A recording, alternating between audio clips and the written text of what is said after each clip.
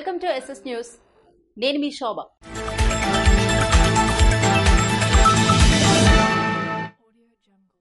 కూటమి ప్రభుత్వం ఏర్పడి 100 రోజులు పూర్తయిన నేపథ్యంలో ఇది మన ప్రభుత్వం పేరిట కవిటి మండలంలో రచ్చబండ నిర్వహించనున్నారు.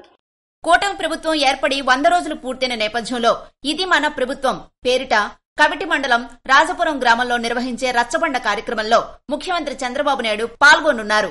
రేపటి నుంచి రాష్ట్ర వ్యాప్తంగా శుక్రవారం నుంచి రాష్ట్ర వ్యాప్తంగా 6 రోజుల పాటు కేంద్ర రాష్ట్ర ప్రభుత్వాల ప్రగతిని ప్రతి ఇంటికి చేరవేయడమే ఈ కార్యక్రమం ముఖ్య ఉద్దేశమని, అందులో భాగంగా కార్యక్రమాన్ని శ్రీకాకుళం జిల్లా ఇచ్చాపురం నియోజకవర్గంలో నిర్వహించేందుకు అధికారులు ముమ్మర ఏర్పాట్లు చేస్తున్నారు.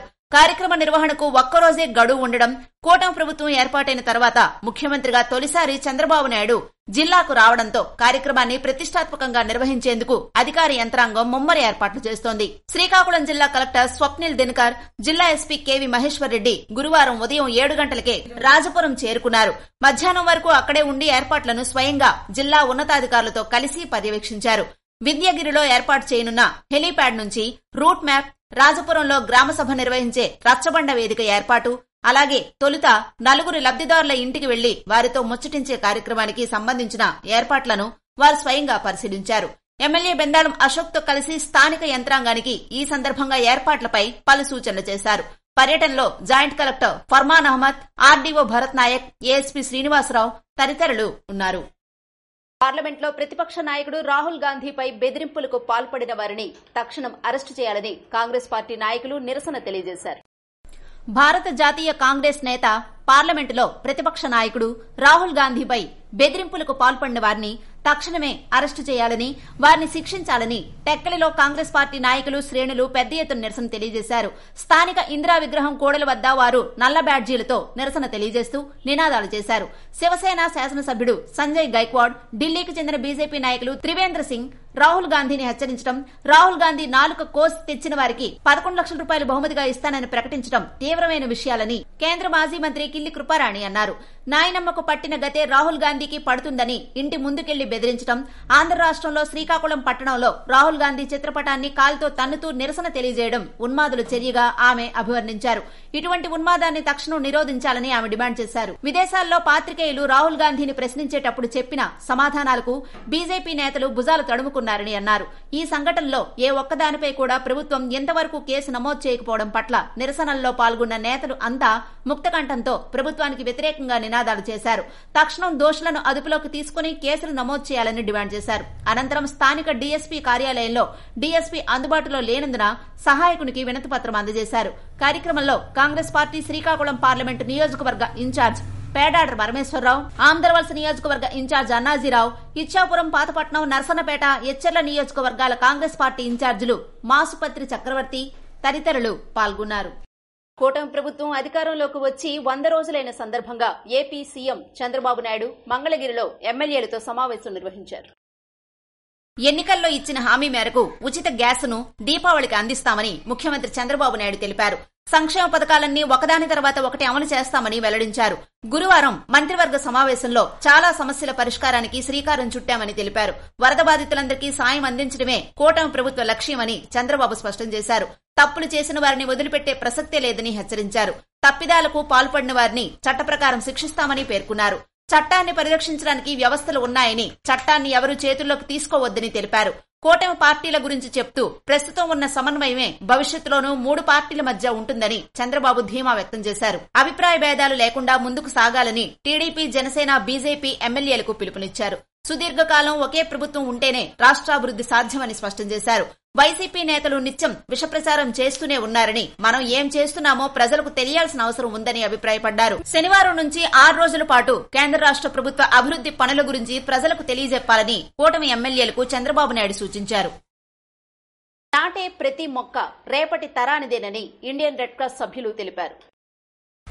శ్రీకాకుళం జిల్లా కలెక్టర్ స్వప్నిల్ దినకర్ ఆదేశాల మేరకు Indian red cross society Srikakulam జిల్లా శాఖ జూనియర్ రెడ్ క్రాస్ ఎన్రోల్మెంట్ పై గురువారం అవగాహన కల్పిస్తూ వాటి ప్రాముఖ్యత, అవసరాలను విద్యార్థులకు వివరించామని ప్రోగ్రాం మేనేజర్ రమణ తెలిపారు.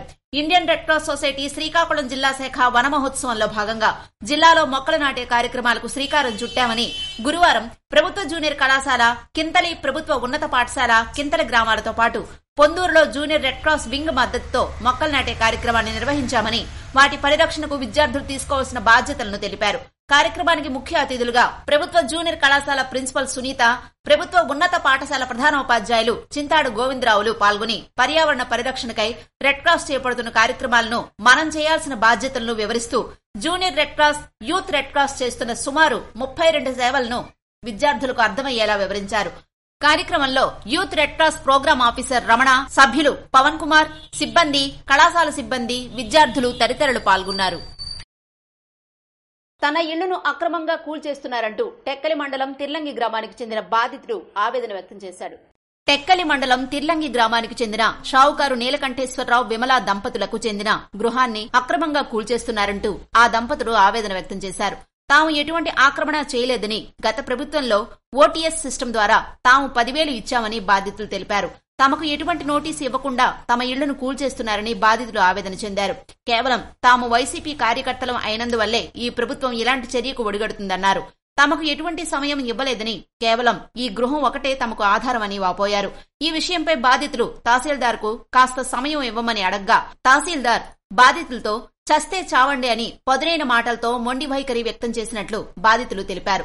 ఈ గృహం పోతే తమకు చావే శరణ్యమని, బాధితులు పెట్రోల్ పోసుకుని చనిపోతామని తమ ఆక్రోశాన్ని వెళ్లబుచ్చారు. రేగడాందరవలస మండలం తోకలవలస గ్రామ మండల పరిషత్ ప్రాథమిక పాఠశాలను ఆకస్మికంగా పరిశీలించిన మండల విద్యాశాఖాధికారి ప్రసాదరావు. విజయనగరం జిల్లా రాజాం నియోజకవర్గం రేగడాందరవలస మండలంలో గల తోకలవలస మండల పరిషత్ ప్రాథమిక పాఠశాలను గురువారం మండల విద్యాశాఖ అధికారి ఎంవి ప్రసాదరావు ఆకస్మికంగా పరిశీలించారు. ఉదయం పాఠశాల ప్రార్థనా సమయంలో పిల్లల హాజరును తనిఖీ చేసి 26 మందికి గాను 25 మంది విద్యార్థులు ఉన్నట్లు గుర్తించారు.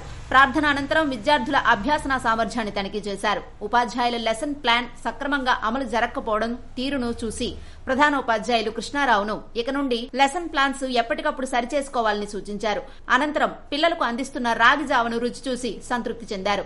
పిల్లలంతా క్రమశిక్షణతో ప్రతిరోజు యూనిఫామ్, షూస్, బెల్ట్ తదితర స్కూల్ కిట్స్ ప్రభుత్వం అందించిందని, చక్కగా వాటిని ఉపయోగించుకుని పాఠశాలలకు హాజరు కావాలని విద్యార్థులకు తెలిపారు. బాగా చదువుకుని పాఠశాలకు, గ్రామానికి పేరు ప్రఖ్యాతులు తీసుకురావాలని విద్యార్థులకు సూచించారు. కార్యక్రమంలో సహోపాధ్యాయులు అప్పలనాయుడు, సిఆర్ఎంటీ మోహన్ తదితరులు పాల్గొన్నారు. రేగడాందలవలస మండలం మునకలవలస గ్రామంలో గురువారం స్వచ్ఛతా ప్రతిజ్ఞ నిర్వహించారు. ప్రభుత్వం నిర్వహిస్తున్న స్వచ్ఛతా హీ సేవ కార్యక్రమంలో భాగంగా విజయనగరం జిల్లా రాజాం నియోజకవర్గం రేగడాందలవలస మండలం మునకలవలస గ్రామంలో గురువారం స్వచ్ఛత ప్రతిజ్ఞ నిర్వహించారు. స్వచ్ఛమైన, పరిశుభ్రమైన గ్రామాలను నిర్మిద్దామని 39 గ్రామ పంచాయతీల్లో ప్రతిజ్ఞ చేసినట్లు ఎంపీడీఓ శ్యామలకుమారి, ఈవోపీ ఆర్డీ సత్యనారాయణ తెలిపారు. కార్యక్రమంలో స్వచ్ఛ భారత్ మండల కోఆర్డినేటర్ పద్మ, సర్పంచ్ వావిలపల్లి చంద్రశేఖర్, ప్రధానోపాధ్యాయులు తాతన్నాయుడు, పంచాయతీ కార్యదర్శి సుధీర్ తదితరులు పాల్గొన్నారు. పీఓడబ్ల్యూ శ్రీకాకుళం జిల్లా మహాసభలను విజయవంతం చేయాల్సిందిగా జిల్లా ప్రధాన కార్యదర్శి పోతనపల్లి కుసుమ పిలుపునిచ్చారు.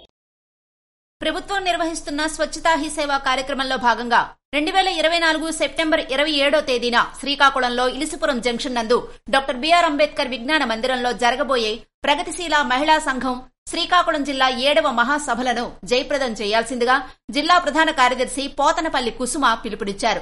మహిళలపై సాగుతున్న హత్యలు, అత్యాచారాలు, పీడనలు, వివక్షతలు, శ్రమదోపిడీకి వ్యతిరేకంగా పోరాడుతున్నామన్నారు. పలాస మండలం మాకనపల్లి గ్రామంలో నిర్వహించిన ప్రచార కార్యక్రమంలో పీఓడబ్ల్యూ జిల్లా మహాసభల కరపత్రాన్ని మహిళా కార్యకర్తలతో కలిసి ఆమె ఆవిష్కరించారు. ఈ సందర్భంగా మహిళలను ఉద్దేశించి కుసుమ మాట్లాడుతూ, ప్రగతిశీల మహిళా సంఘం అర్ధ శతాబ్ద కాలంగా ప్రజల కోసం, ప్రత్యేకంగా మహిళల కోసం పనిచేస్తుందన్నారు.